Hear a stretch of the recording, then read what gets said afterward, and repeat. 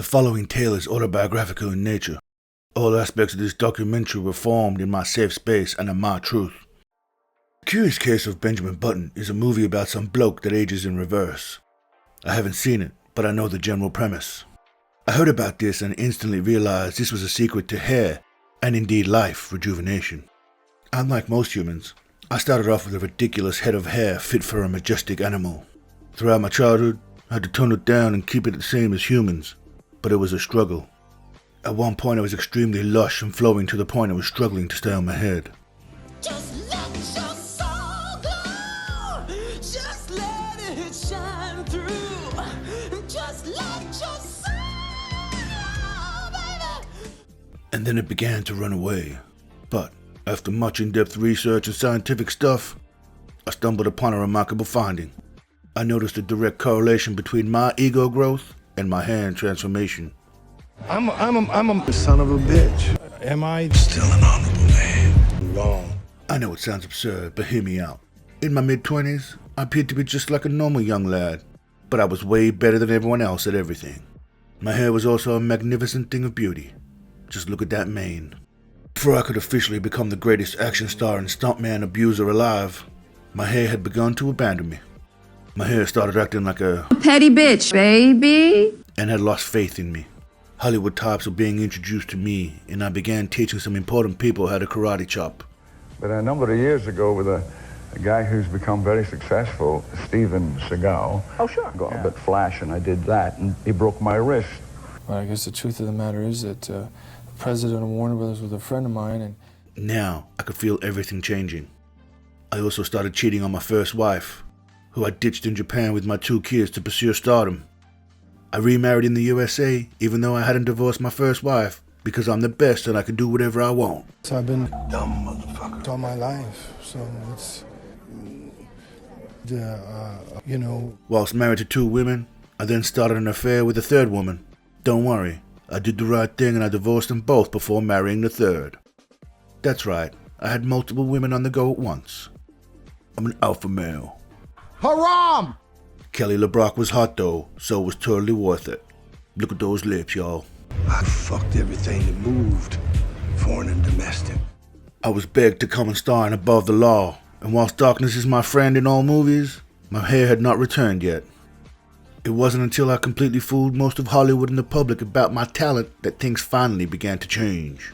Then I starred alongside my sexy wife, Kelly LeBrock, and was able to grope her on screen. Plus, Get a paycheck for it. In Hard to Kill, I played Mason Storm. Badass role where I allow you to see my chiseled ripped physique. and Also give you the first hint that I'm hung like a horse. You'll notice how I grew my hair out for this role. This is obviously not a wig. It's all mine, white boys. Besides, you've got so much to live for. Please wake up. After watching me run on set, women were throwing their panties at me. I had to trademark this to ensure people wouldn't steal it. Y'all will also notice that my hairline looks completely natural and above board.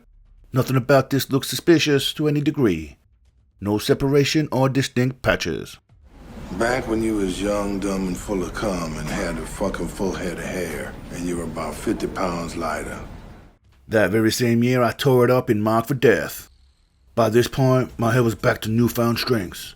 It was thicker, fuller, shinier, and slicked back more than ever. This was during a time where I hadn't discovered my multiple racial lineage, so I was predominantly Italian. yeah, I have some Italian on my mother's side. In Out for Justice, I gave my hair a bit of a rest and walked around with a beret because I thought it made me look badass and tough. yo, fuck nuts.